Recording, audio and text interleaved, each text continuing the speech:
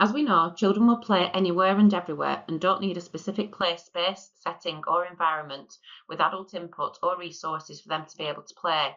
But it can help the play worker to have an understanding of play, play types, play cycles, and play interventions when observing and watching children play, and how we can support them by making any necessary changes to the play space or make enhancements available to the playing children. Work is a professional field focused on supporting and facilitating children's play. It is grounded in the belief that play is a vital part of childhood, essential for healthy development, learning, and well-being. The key aspects of play work are child-led play, enabling environments, observing not directing, and advocating for play. Bob Hughes. He's been a play worker since the 70s and has spent years studying how and why children play, and he's helped play workers understand how to support that play without getting in the way. Bob developed a list of 16 different ways that children play. This helps adults spot what kind of play is happening and make sure they get a good variety. In his book, Evolutionary Play Work, Bob talks about how play isn't just fun, it's important for growing up. The role of the play worker is to observe and support play without directing it, create and maintain a rich play environment, advocate for children's right to play, and to carry out risk-benefit assessments.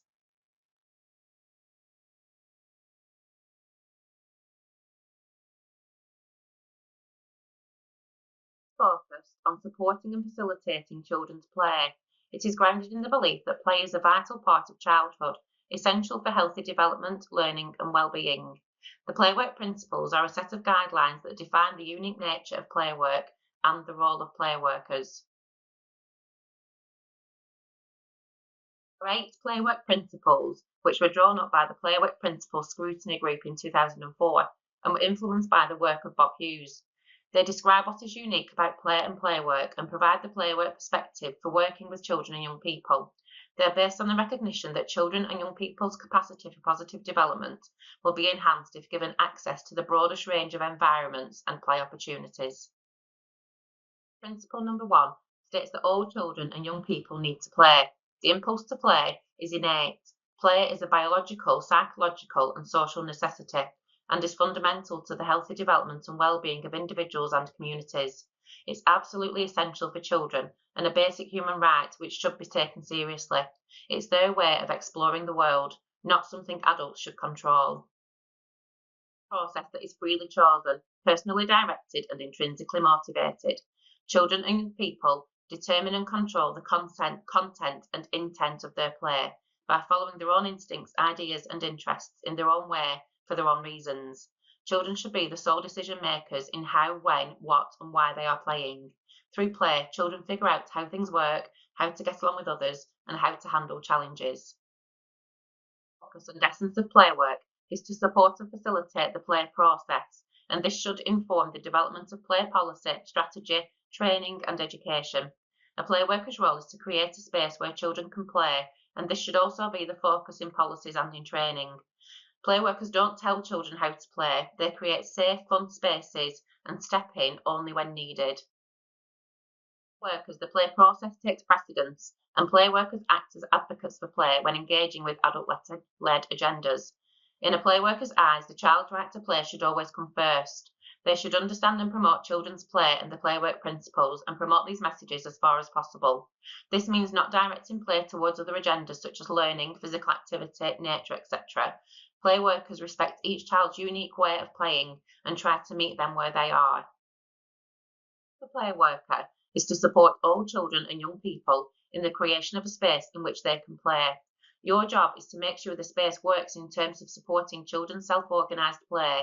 This includes being there in a supportive and facilitating role without taking over. Children need interesting things to play with like loose parts, natural materials and space to move and imagine. Workers' response to children and young people playing is based on a sound, up-to-date knowledge of the play process and reflective practice.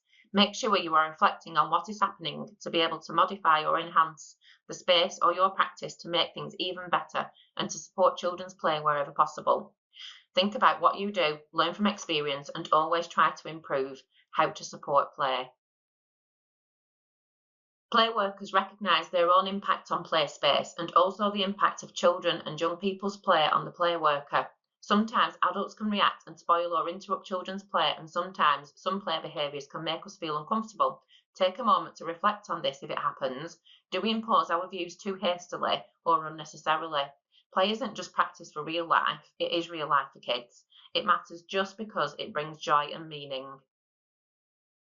Choose an intervention style that enables children and young people to extend their play. All Playworkers' intervention must balance risk with the development benefits and well-being of children. All children need and want to take risks in their play. Take a balanced approach and look carefully but realistically at the level of risk to the child.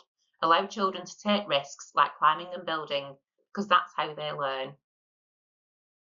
Over a period of time and lots of research, Bob Hughes identified 16 types of play. These were for the use of adults who study and facilitate play. He goes into more detail about each play type, and he believes that having this wide range of play opportunities available to children contributes to good health and well-being, and that if children have limited play experiences, it could have a negative effect or impact on their development. Scotland produced a really useful document called Play Types Toolkit. They split the 16 play types into different areas of learning: learning about the physical world, learning about myself and how to be in the world, learning about my body and limits, and learning about what it is to be human. These are quite useful for the play worker when observing or thinking about areas of children's development and how we can support them. The play cycle starts with the child having an idea, the play drive, a need to play. Then follows a play cue, where the child will try to engage someone in their play. This might be another child, a friend, or an adult. The play return is when the cue is accepted. Any response in which the play continues is then referred to the play frame. After a period of time and when the cycle of cues and returns is established, this is play flow.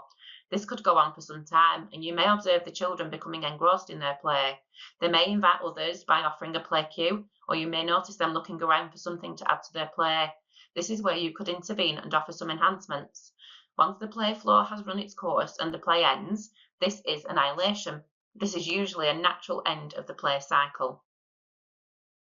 Adults working with children, play workers, should be skilled and seen as fun by the children. This means that children will value you as someone who supports their play. The play worker should develop playful relationships with the children over time and gain their trust for them to involve you in their play. There are 4 levels of interventions: play maintenance, simple intervention, medial intervention, complex interventions. Intervention modes describe the different ways the play worker might interact with children's play.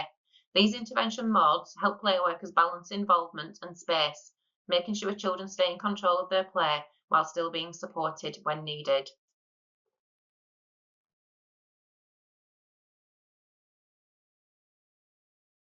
Children's activities are dominated by adults. Their opportunities for testing themselves at their own pace are inhibited.